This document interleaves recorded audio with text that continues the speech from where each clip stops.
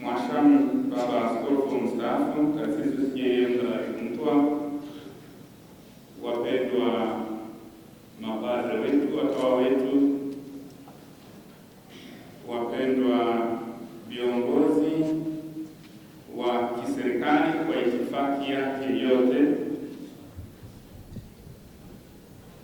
wapendwa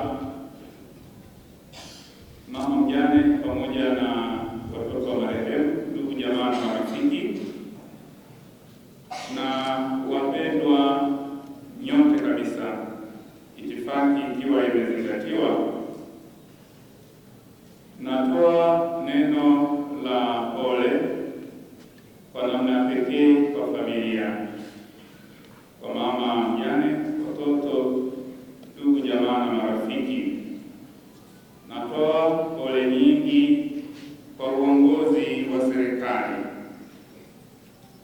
wote kabisa, na toa pole nyingi kwa msiba huu wa Mheshimiwa William Lukuvi, kwa wanajimbo la Isimani ambao walihudumiwa naye kama kiongozi.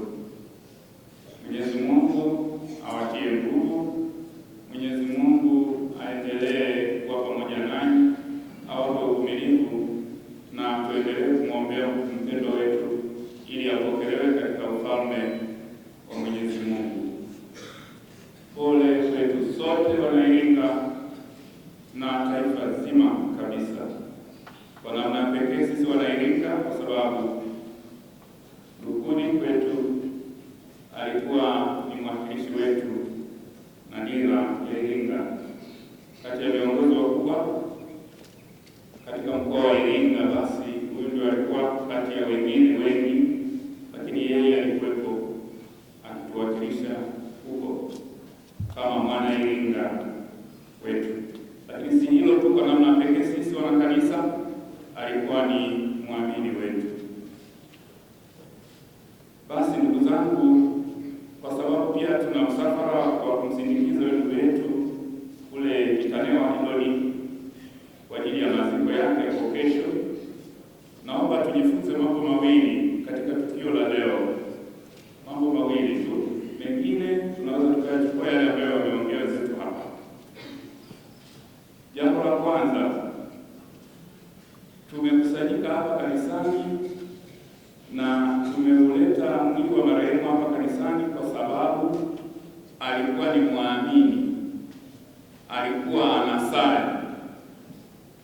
Asingalikuwa anasali, Mheshimiwa mkuu wa mkoa, tusingemleta, hata kama alifanya mambo mengi kama mwanasiasa, tusingemleta. Tumemleta kwa sababu alibatizwa, alipata kipaimara, alifunga ndoa, alikuwa anasali, anashiriki pamoja na wenzake, iwe kuanzia katika jumuiya na kanisani. Kwa ushiriki tulikuwa tunamuona akipokea sakramenti. Hilo ndio lilotukusanya hapa, naomba tuelewe kabisa wote.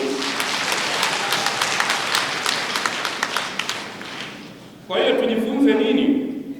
Tujifunze kuwa watu wacha Mungu, tuwe watu tunaosali, tuwe watu ambao tunadini dini yetu. Tuseme tu dini ya Kristo, sisi wa Katoliki ipendelee sisi, lakini tuseme tuwe wacha Mungu popote pale unapokuwa, lakini uwe mtu wa Mungu. Na mkusanyiko huu wote unakuja kwa sababu ya hiyo. Huyu mwenzetu alipokuwa hai alikuwa anaingia huko kanisani, na msherekeshaji wetu ametuambia hapa alikuwa anakuja katika kanisa hili kusali, alikuwa hapa Kagilongo. Kwa hiyo hapa sio kwamba tumemleta mwili huu, tumeuleta mwili huu kwa mara ya kwanza, bana. Tunamsindikiza, ni namna ya kusema mwenzetu aliyekuwa pamoja na sisi, sasa tunasali na wewe, tunaadhimisha misa pamoja na wewe, yuko kiroho. Kimwili ule mwili wake hayuko kama alikuwa anajimudu kwanza, lakini yupo hapa na niweka. Na kama mnaviona namna alivyowekwa, kichwa chake kipo kule. maana yake alikuwa ameinuliwa, angekuwa amekaa kama ulivyokaa nyie, which means ndio kusema bado anasali, yupo kanisani, anaadhimisha misa pamoja na sisi, na hilo ndio tunalotaka. Jambo la pili ambalo naomba tujifunze sote kwamba tunapoishi katika ulimwengu, yamesemwa hata na wenzetu wengi, kwamba tukumbuke kwamba sisi tumeumbwa kwa sura na mfano wa Mungu. Mungu anatupenda, ametuweka katika ulimwengu, lakini tunasafiri kuelekea kwa Mungu. Tupo safari. Naomba ndugu zangu, tupokee uchungu, tupokee ukweli mchungu, tangu mama mjane, watoto, ndugu, jamaa na marafiki, na sisi sote kabisa. Ni ukweli mchungu, unauma sababu kizoea kwa na lakini anakufundisha kwamba hapa duniani tunapita tu. Tuko leo, Mungu akitaka wakati wowote anaweza kutuchukua twende kwake. Hili basi tukae tukiwa tunaishi vizuri, tukae tukiwa tunakuwa tayari Mungu akituita basi tuweze kuwa katika nafasi ya kupokelewa katika ufalme wake. Asanteni sana ndugu zangu, tuendelee kumwombea mpendwa wetu na Mungu aendelee kututia nguvu, akituimarisha ili tuweze kutambua juu ya ukweli wa upendo wake na yeye mwenyewe abaki nasi daima. Tumsifu Yesu Kristo.